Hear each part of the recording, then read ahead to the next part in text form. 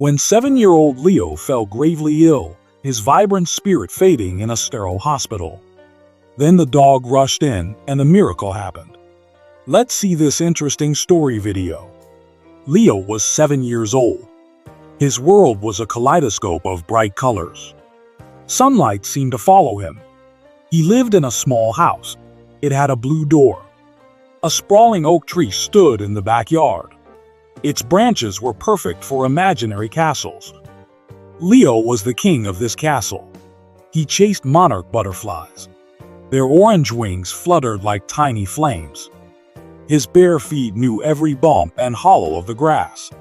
He preferred them to shoes. Shoes were prisons for feet, he often declared. Sticks were swords. Stones were dragon eggs. Or sometimes, loyal knights. He invented grand adventures. He whispered secrets to the wind. He laughed with his whole body. His nose would scrunch up in a delightful way. His eyes would disappear into crescents of pure joy. Max, his golden retriever, was his most devoted subject. Max's fur was the color of spun honey. His eyes were warm pools of melted chocolate. Max had been with Leo since Leo was a baby. A fluffy, clumsy puppy growing alongside a tiny, curious human. Max understood Leo's laughter. He would bark in accompaniment. A deep, happy woof that echoed Leo's mirth. They were inseparable. Two golden souls in a world of their own making. Anna, Leo's mother, watched them from the kitchen window. Her heart swelled with a love so fierce it almost hurt. Leo was her sunshine. Max was his faithful moon. Tom, Leo's father, would join their backyard games after work. He'd be the roaring monster, or the captured king needing rescue. Their life was simple. It was full. It was beautiful. Then, the colors began to dim. Subtly at first. Like a watercolor painting left in the sun too long. Leo complained of being tired. "My legs feel like noodles, Mama," he'd say. The butterflies seemed to fly higher, faster. Just out of his reach, the sticks felt heavier in his small hand. His laughter became less frequent, softer. The vibrant energy that defined him started to flicker. Anna noticed the shadows under his eyes, the slight droop of his shoulders. "Are you feeling all right, sweet pea?" she'd ask. Leo would nod, but his smile didn't quite reach his eyes. Tom saw it too. He felt a knot of unease tighten in his stomach. He ruffled Leo's hair. "Just a bit under the weather, champ. You'll be bouncing back soon." He tried to sound confident. For Leo, for Anna, for himself. A small, dry cough started. It was barely noticeable. Then it grew. It became persistent. A fever followed. Hot and relentless. The local doctor, old Dr. Evans, came to the house. His kind eyes grew serious as he listened to Leo's chest. He frowned. He asked questions. Many questions. His gentle manner did little to soothe the growing fear in Anna's heart. The next day, Leo was admitted to the city hospital. The car ride was quiet. Leo lay listlessly in Anna's lap. Max had whined pitifully as they left.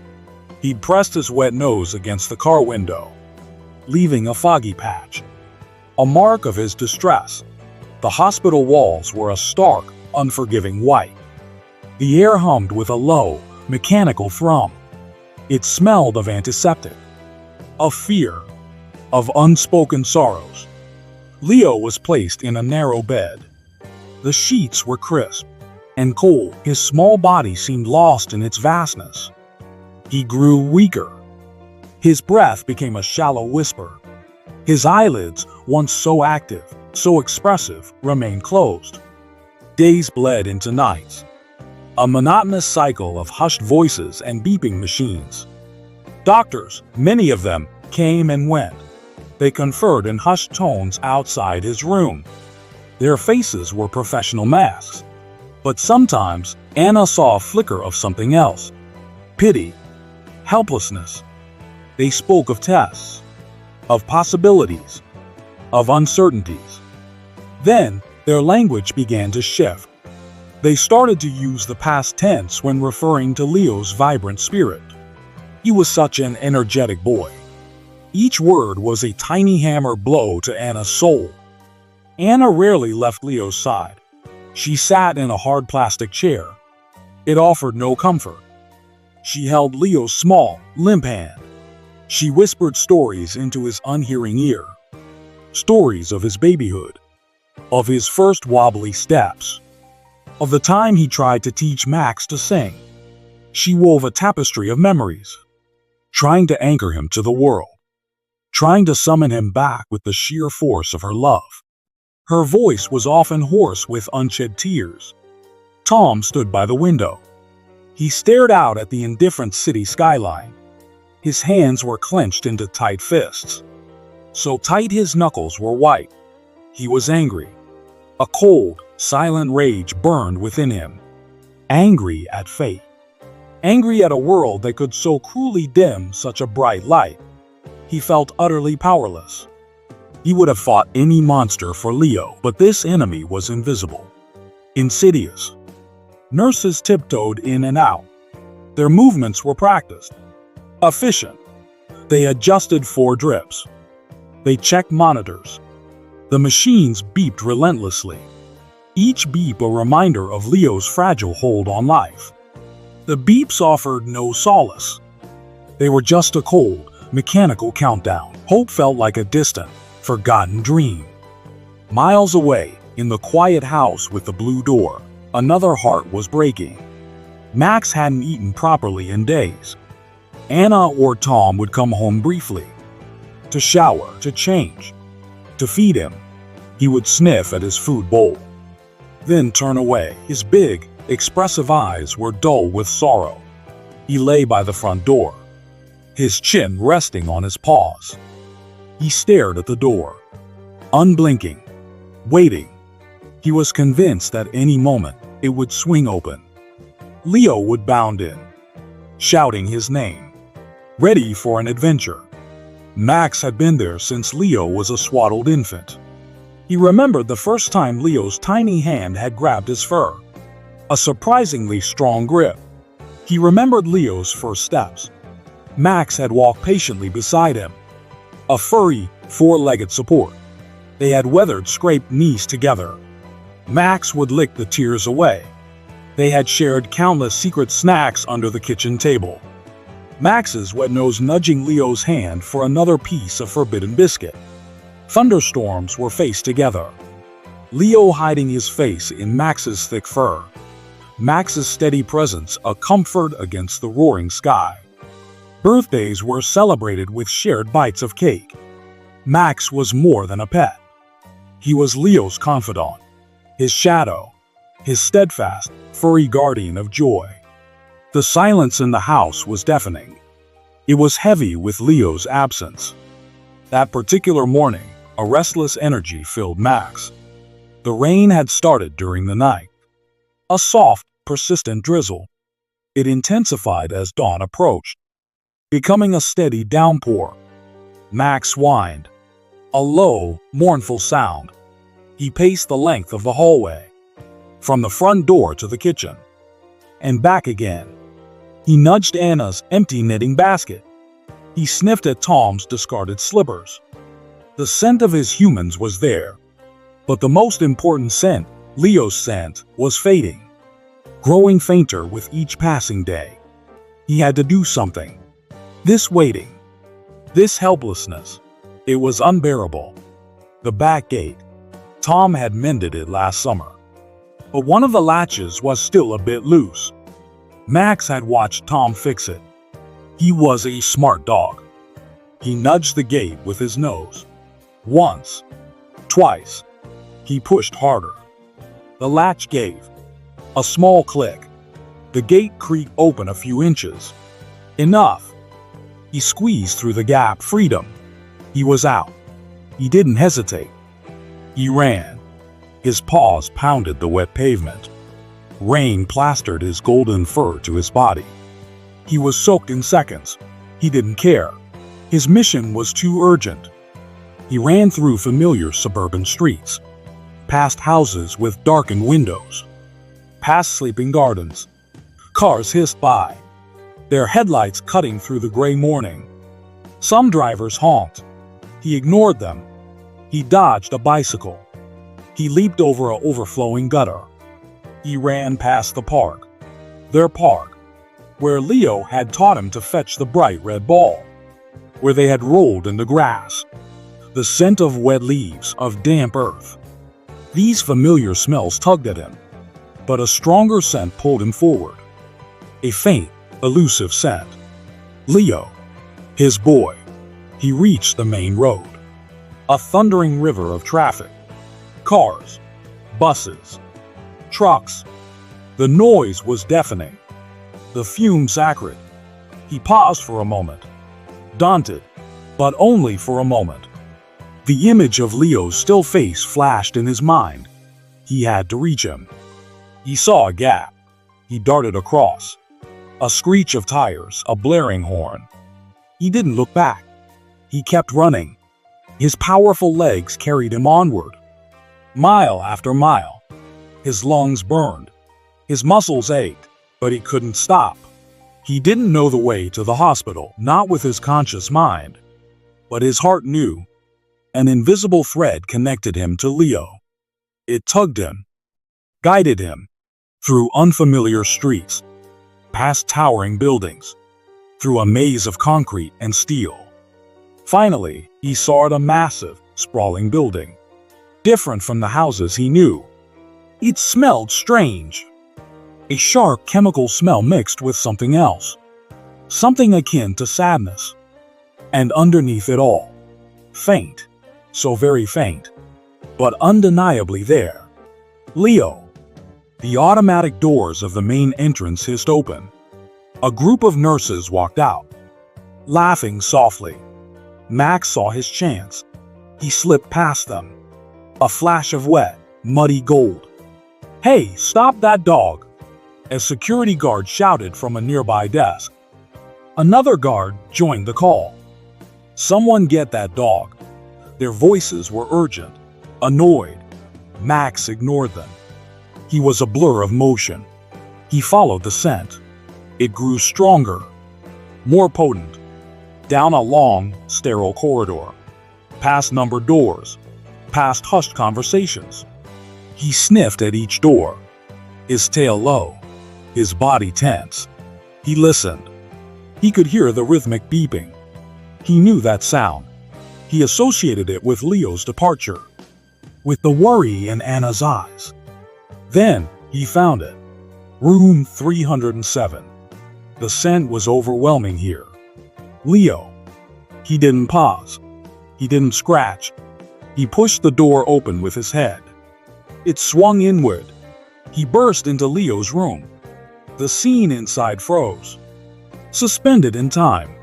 Anna was by the bed, her head bowed, her shoulders shaking with silent sobs. Tom stood near her, his hand on her shoulder, his face a mask of grief. A nurse was adjusting a drip, her expression weary. They all looked up, startled. Max stood in the doorway, a wild, elemental creature. Dripping wet, his paws caked with mud. Leaves clung to his matted fur.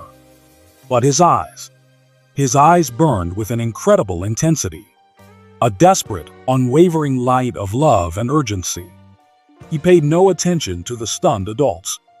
His gaze was locked on the small figure in the bed. He trotted forward, purpose in every step. He jumped onto the bed. Not with a clumsy leap, but with a surprising gentleness. Careful not to jostle Leo too much. But determined. He had to be close. He nudged Leo's still, pale hand with his wet nose. He licked the unresponsive fingers. A soft, heartbreaking whine escaped his throat. A sound that conveyed all his fear, all his love, all his desperate hope. He pawed gently at the crisp, white blanket, as if trying to wake Leo. Then he curled up, tightly, against Leo's small, fragile chest. His own body trembled. He pressed his wet, muddy fur against Leo's thin hospital gown. He rested his heavy head near Leo's still heart. He closed his eyes and waited, as if offering his own life force, his own warmth, his own unwavering spirit. Silence. The only sound was the relentless, monotonous beep of the heart monitor. Then, a flicker. So small, Anna almost missed it. Leo's fingers. They twitched against Max's fur. A tiny, almost imperceptible movement. Anna gasped. A choked sound. Her hand flew to her mouth. Tears, which had been falling steadily in sorrow, now streamed with a wild, disbelieving hope. Tom leaned closer, his eyes wide. "Did you see that?" he whispered, his voice raw. The nurse stared, her mouth agape. The chart she was holding slipped from her grasp. It clattered loudly onto the linoleum floor, breaking the spell. Leo's eyelids fluttered. Once, twice, slowly, painfully, as if they were weighed down by an immense burden. They opened. His gaze was unfocused at first, cloudy, searching. Then, it found the familiar golden fur. The comforting shape pressed against him. A word formed on his dry lips. "Max," Leo whispered.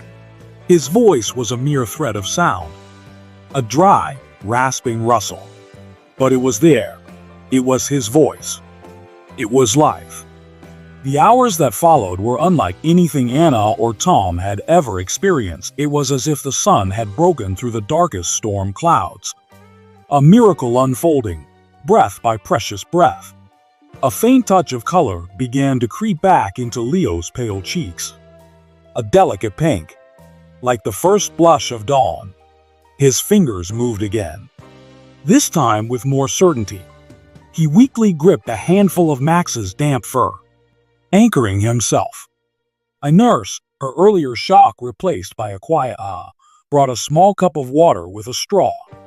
Leo drank, just a few sips, but it was nectar. He responded to Anna's soft voice. His eyes followed her as she moved. He turned his head slightly when Tom spoke his name. And then he smiled. A small, tired smile. But it was undeniably Leo's smile. The one that crinkled the corners of his eyes. The one that had been missing for so long. "Max, you're all wet," he managed to say, his voice a little stronger now. Anna laughed, a sound full of relief and unspeakable joy. Tears still flowed, but they were different now. "Yes, sweetie, he is. He came to find you." Tom stroked Max's head. "Good boy, Max. Such a good boy." His own voice was thick with emotion. By evening, Leo was speaking in short, halting sentences. He asked for more water. He complained that Max was heavy. But he didn't push him away. By the next morning, the transformation was astounding. Leo was sitting up in bed, propped by a mountain of pillows. One small hand rested continuously on Max's broad, warm back, as if he was drawing strength directly from the dog's steady heartbeat, from his unwavering presence. The doctors came on their rounds. They stopped short in the doorway. They looked at Leo. They looked at his chart. They looked at the large, golden dog curled contentedly on the hospital bed. They exchanged bewildered glances. "This is unexplainable," Dr. Ramirez, the lead physician, finally said. He ran a hand through his hair. A gesture of pure astonishment. "A truly remarkable turnaround," another specialist agreed, shaking his head slowly. "His vitals are significantly improved." The nurses, who had witnessed Max's dramatic arrival and Leo's subsequent rally, just smiled. They whispered about it in the hallways. The story of the boy and his miracle dog. Some called it divine intervention. Others, simply, love. Anna and Tom knew what it was. It was a bond. A profound, unbreakable connection. It was a love so pure, so fiercely loyal, it had refused to surrender. It had called Leo back from the very edge of the abyss. Max, of course, did not leave Leo's side. He became a permanent fixture in room 307. The hospital administration, initially hesitant, quickly realized the dog's importance. They made an exception, a very big one. Rules were bent, then broken. Blankets were brought in for Max. Bowls of fresh water and food appeared regularly. Kind nurses would sneak him treats. Everyone understood. The boy and his dog were a unit. They were healing together. Leo spent hours talking to Max, his voice growing stronger each day. He recounted his dreams. He planned new adventures for her when they got home. Adventures involving more sticks, more stones, and definitely more butterflies. Max would listen intently, his head cocked, his tail thumping a soft rhythm against the mattress, his warm brown eyes fixed on Leo with adoration. The monotonous beeping of the machines no longer sounded like a dirge. It had transformed. It was now a gentle, reassuring rhythm. The sound of life returning, of hope rekindled. 10 days later, 10 days filled with small, steady victories. Leo ate his first bowl of chicken soup. He took his first wobbly steps across the room, one hand holding Anna's, the other gripping Max's fur for balance. Max walked proudly beside him. A furry, four-legged crutch. A steadfast companion. Leo's laughter, though still soft, began to echo in the small room again. The crinkle around his nose returned. The day arrived for Leo to leave the hospital. There was no wheelchair waiting. No talk of continued frailty. Just Leo, dressed in his own clothes, his hair neatly combed, his eyes bright with anticipation. And Max, his golden coat brushed and gleaming. Leo walked out of the hospital doors. He squinted in the bright sunlight. Anna held one of his hands. Her smile was radiant. Tom walked beside her, his arm around her shoulders, his own relief palpable. In Leo's other hand, he held Max's leash. He held it loosely. His grip was still regaining its full strength, but it was strong enough. More than strong enough. The air outside felt fresh, alive. It smelled of city parks and distant rain. So different from the sterile, controlled air of the hospital. Max trotted proudly at Leo's side. His tail waved like a golden banner of triumph. He had done it. He had brought his boy home. Some people, the very pragmatic ones, called it a coincidence. A spontaneous remission. The doctors continued to study Leo's case files. They wrote detailed notes. They searched for purely medical explanations for his sudden, dramatic recovery. They found none that fully satisfied them. Others, more romantically inclined, called it a miracle, a testament to the inexplicable wonders of the universe. But Anna and Tom knew the truth. The nurses who had witnessed it knew. Even some of the doctors, in the quiet privacy of their thoughts, acknowledged a power beyond their scientific understanding. It was love, unadulterated, unconditional, the fierce, unwavering loyalty of a dog. A bond so profound it had defied medicine. It had stared down death itself. In a world increasingly reliant on technology, on sophisticated machines and complex pharmaceutical interventions, it was something ancient and elemental that had performed the true healing. A warm, furry body pressed close. A loving, steadfast presence. A devoted heartbeat thrumming steadily beside his own. These were the things that had reminded Leo how to live. That had gently, persistently, called him back from the encroaching shadows. Back in the little house with the blue door, life slowly, cautiously, found its new, precious rhythm. The oppressive silence was gone, replaced by the soft patter of Leo's recovering footsteps. By Max's contented sighs as he lay at Leo's feet. Leo tired more easily than before. His energy was a well that needed time to refill. But each day, he grew a little stronger. a little more like his old self. He would sit on the familiar porch steps in the afternoon sun. Max would invariably be there, his great golden head resting companionably on Leo's sneakers. Leo would stroke Max's soft, velvety ears. Lost in thought.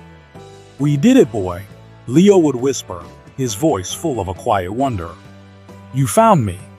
Max would look up, his brown eyes full of an intelligence that seemed to understand everything. His tail would thump a steady beat on the worn wooden steps. He would lick Leo's hand, a gesture of complete and utter devotion. The monarch butterflies still danced in the vibrant colors of the backyard garden. They seemed to hover a little longer now. Or perhaps Leo was simply more patient, more observant. He watched them with a new appreciation. He didn't feel the immediate urge to chase them. Not yet. It was enough to see their beauty, to know they were there, to feel the sun on his face and the solid presence of Max beside him. The sticks and stones in the backyard still waited. Their kingdom would be rebuilt, perhaps with new designs, stronger foundations. Leo knew, and Max, in his own way, knew too. Their shared adventure was far from over. It had simply taken an unexpected, terrifying detour. Now it was beginning anew. And this time, they both understood, with a certainty that settled deep in their bones, the extraordinary power of their bond. It was a kind of magic, the truest, purest kind of magic. The kind that healed broken hearts, and sometimes even saved lives. The sun shone with a renewed brilliance. The grass under the old oak tree was a vivid, welcoming green. The world, which had faded to gray, was once again full of breathtaking color. For Leo, and for Max. Together, always and forever. Bound by a love that defied explanation, a loyalty that knew no limits, and a miracle forged in the heart of a devoted golden retriever.